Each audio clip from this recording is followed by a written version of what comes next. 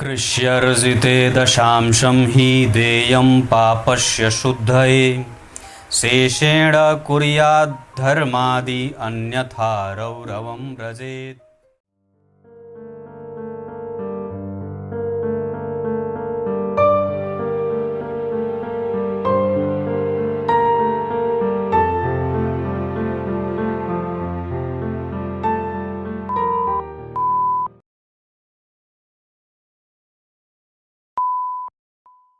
प्रिय दर्शकों, नमस्कार।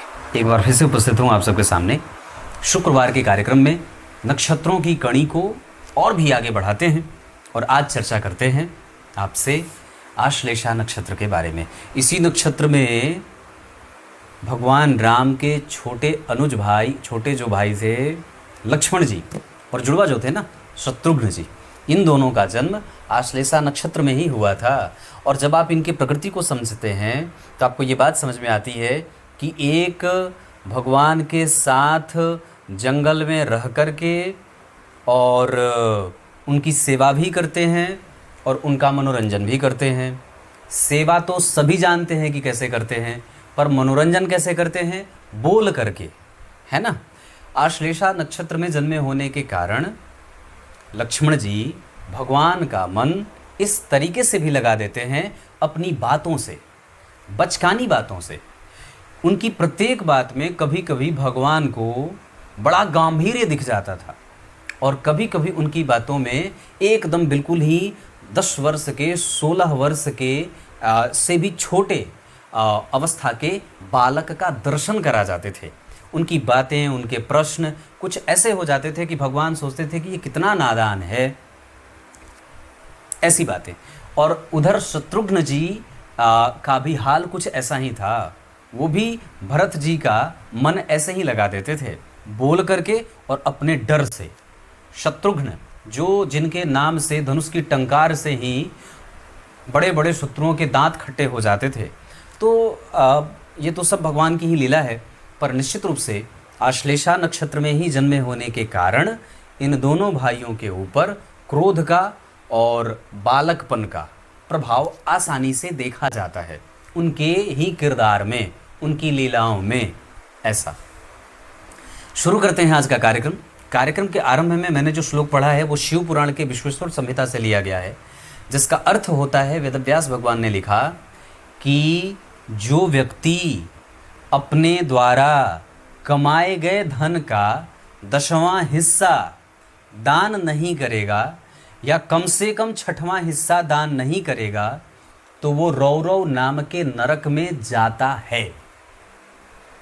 आप देख लीजिए आपको कहाँ जाना है। मुझे बहुत अच्छे से पता है कि मैं अपने धन का क्या करता हूँ और सच्चे अर्थ में मैंने इस पे बहुत बार कार्यक्रम में बताया है। आप लोगों को प्रेरणा मिले इस वजह से फिर से एक बार बता दूं कि जो आप लोग सुबह का कार्यक्रम देखते हैं YouTube पे कुंडली विश्लेषण का, उसकी फी के माध्यम से जो भी मुझे उसका धन मुझे जो भी मिलता है, उस सारा का सारा पैसा या तो किसी देवालय में, या तो किसी अनाथालय में, या तो किसी मंदिर में चला जाता है, या तो किसी गौशाला में चला जाता है। उसका एक भी सिक्का मैं अपने ऊपर खर्च नहीं करता। बाकी जो आप लोग मुझे फ़ोन के माध्यम से कुंडलियाँ दिखाते हैं, वो उसकी दक्षिणा जो भी मुझे मिलती है उसमें चला जाता है, उसका भी मैं बहुत कम ही अपने पास रखता हूँ। पर निश्चित रूप से हमें ये बात आवश्यक रूप से समझ लेना चाहिए कि हमारा व्यय कहाँ हो रहा है। आय तो आजकल कहीं से भी शुद्ध है नहीं, पर व्यय को भी शुद्ध रखना आवश्यक होगा और ज़्यादा शुद्ध रखना आवश्यक होगा। अब आइए विषय पे लेके आता हूँ। आश्लेषा नक्षत्र के जो जातक जन्मे होते हैं उनको सर्वांग थोड़ी बहुत पीड़ा सदैव रहती है। विशेषतया सर्दी, खांसी, जुकाम, ये ताप क्षमता, उनका टेम्परेचर जो बॉडी का होता है वो घटता बढ़ता सा रहता है।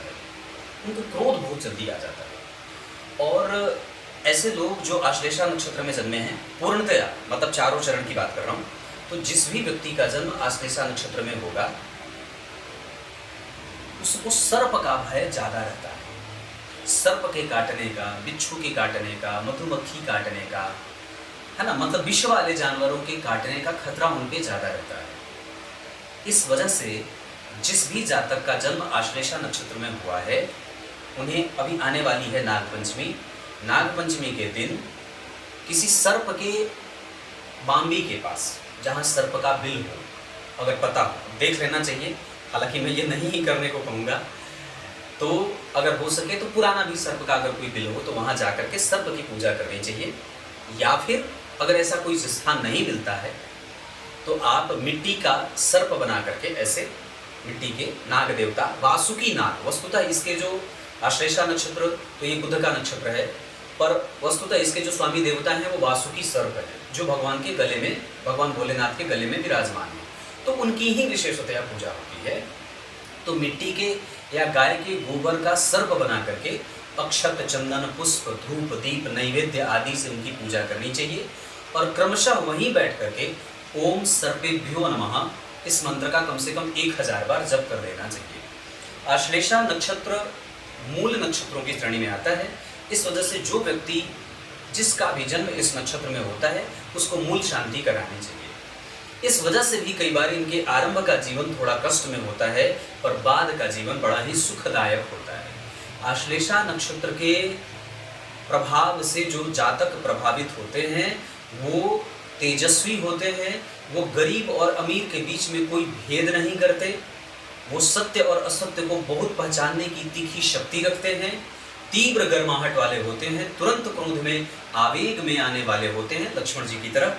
इतना ही नहीं, ये किसी से भी भिड़ जाने के फिराक में रहते हैं और इनको हजार, मतलब यहाँ तक कि आश्लेषा नक्षत्र का प्रभाव ऐसा है कि भगवान अपने अनुज छोटे भाई लक्ष्मण के बारे में कहते हैं कि ब्रह्मांड की समस्त शक्तियाँ एक तरफ हो जाएं और एकमात्र लक्ष्मण अगर एक साथ अकेले रह जाएं तो वो सारी शक्तियाँ मिलकर के भी इनको पराजित नहीं कर पाती हैं और नहीं कर सकती हैं।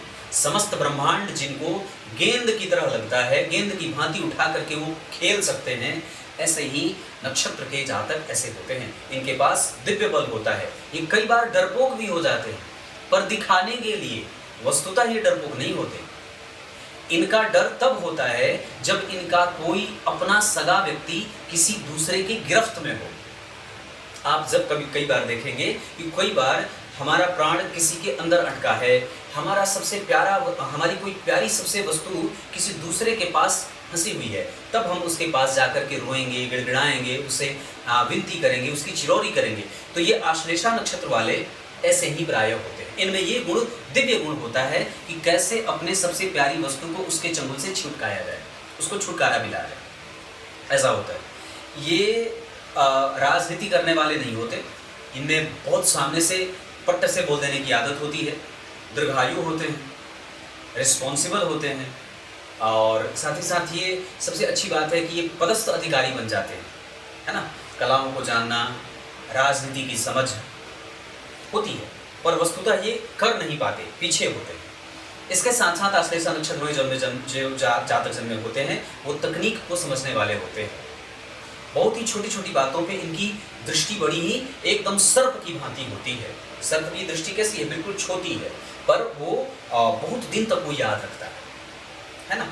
दूसरा कि अब नक्षत्र के चरण की बात करते हैं। हमारे यहाँ बिजली की बड़ी समस्या है, ये कभी रुकती ही नहीं है। तो मैं बात कर रहा था, इस वजह से बार बार कट करना पड़ता है। तो मैं बात कर रहा था, मैं वस्तुतः वीडियो में कट नहीं लेता, और बड़ी भगवान की कृपा है, गुरु जी का।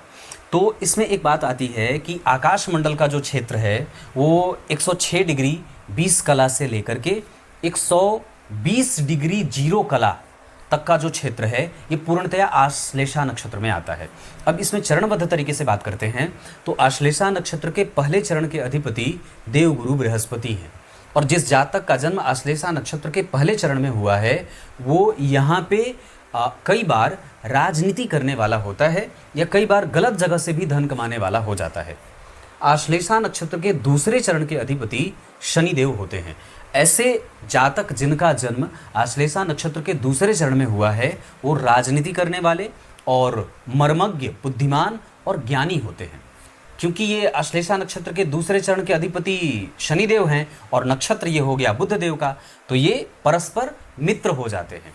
इस वजह से भी जब जन्म कुंडली में जातक का जन्म आश्लेषा नक्षत्र में हुआ हो तो उस व्यक्ति के जीवन में शनि और बुध की दशा बड़ा मायने रखती है और बहुत महत्वपूर्ण और अच्छी जाती है। तीसरे नंबर पे आश्लेषा नक्षत्र के तीसरे चरण के भी अधिपति शनिदेव ही होते हैं। इस वजह से यहाँ व्यक्ति कुशल कारीगर होता है और इंजीनियरिंग भी करते देखा जाता है। चौथे चरण के अधिपति वस्तुतः फिर से देवगुरु बृहस्पति ही हो जाते हैं। यहाँ व्यक्ति माता और पिता को कष्ट देने वाला कई बार हो जाता है। ये इतनी सारी चीज़, ये तो चारों चरण की बात हो गई कि स्वामी कौन है इसके। अब बात करते हैं ग्रहों की दृष्टि की।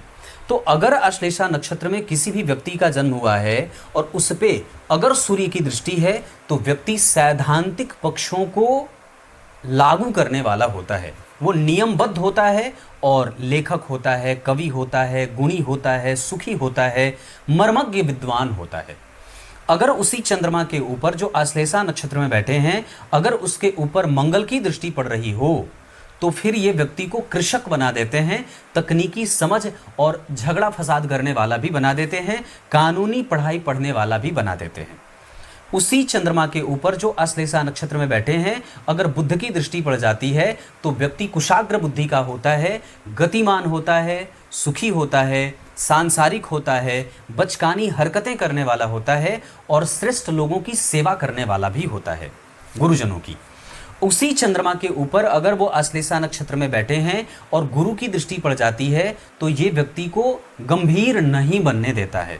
व्यक्ति बनना बार बार अच्छा चाहता है पर उसके मार्ग में कहीं न कहीं से किसी न किसी तरीके का अवरोध आता रहता है, उसको अंक भी प्रायः कम प्राप्त होते देखा जाता है। उसी चंद्रमा के ऊपर अगर आश्लेषा में बैठे हैं और शुक्र की दृष्टि पड़ जाए तो ये सुखी, धर्मात्मा, अनुभवी और विद्वत जन बना देते हैं। उस सब की श्रेणी में व्यक्ति को ले जाकर के स्थापित करने वाले हो जाते हैं। शनि देव की दृष्टि माता को रुग्ण, माता को कमजोर और माता को परेशान और चिंतित बना देती है। अगर चंद्रमा आश्लेषा में बैठे हैं तो राहु और केतु व्यक्ति को भ्रम में रखने के साथ साथ उसके व्यय को अतिरिक्त और गलत मैत्री में जाने वाला और सांसारिक मोह माया और बंधनों में उलझाने वाला बना देते हैं। केतु प्रायः ये ऐसा ज़्यादा करते हैं। तो ये बात मैंने आप लोगों से आश्लेषा नक्षत्र के बारे में बताई। बीच में मैंने शायद माइक वगैरह लगाया था या नहीं लगाया था, पर वही बात आपको रिपीट कर दूं कि जिस भी व्यक्ति का जन्म आश्लेषा नक्षत्र में होता है वो मूल नक्षत्र में है। इस वजह से उसको क्रमशः इस नक्षत्र की शांति करानी चाहिए। साथ ही साथ किसी सर्प के पुराने बिल के पास जाकर के, जो उसकी बाम्बी है उसके पास जाकर के उस बाम्बी की पूजा करनी चाहिए। अक्षत, चंदन, धूप, दीप, नैवेद्य आदि से उसकी पूजा करिए। पुष्प की माला, कुमकुम रोली आदि से, दीपक आदि से दिखा करके वहीं बैठ करके ओम सर्पेभ्यो नमः इस मंत्र का कम से कम 5000 बार या 1000 बार कम से कम जप करना चाहिए। या अगर ना हो सके तो ये वही सर्प हैं जो भगवान भोलेनाथ के गर्दन में लपेटे रहते हैं, बासुकी। तो आश्लेषा नक्षत्र तो वस्तुतः ये बुध का नक्षत्र है, पर इसके जो स्वामी देवता हैं वो बासुकी नाग हैं। तो बेसिकली हमें इन्हीं की ही पूजा करनी होती है। ओम सर्पेभ्यो नमः करके इस मंत्र का जप करना होता है, या फिर गाय के गोबर का या मिट्टी का सर्प बना करके बासुकी नाग की पूजा करनी चाहिए। यही नाग पंचमी के दिन जो आने वाली है, तो नाग पंचमी के दिन पूजा करने से इस नक्षत्र में जो लोग जन्मे होते हैं उनको सर्प दंश का बड़ा भय रहता है। बिच्छू काट दे, सर्प काट दे, हड्डा मार दे, मधुमक्खी काट दे, इन सभी चीज़ों से मतलब विष वाले जानवरों से डंक खाने का बड़ा खतरा होता है। तो हमें इन सभी की पूजा करनी चाहिए। क्लियर है? चटैली की जड़ बांधनी चाहिए या कम से कम बांस के वृक्ष की पूजा करनी चाहिए। ये भी आप कर सकते हैं। अब आश्लेषा नक्षत्र में क्या बचता है? यहाँ आपको मैंने करियर से संबंधित बातें बता दी, नक्षत्र के बारे में बता दी बातें, चरण के बारे में बता दी, उसके साथ साथ इसकी पूजा और इसके परिहार के बारे में भी चर्चा मैंने कर दी।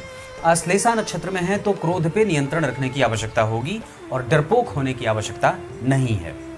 कुछ इसी तरीके से आज के इस कार्यक्रम का समापन करते हैं। तब तक के लिए बहुत बहुत नमस्कार।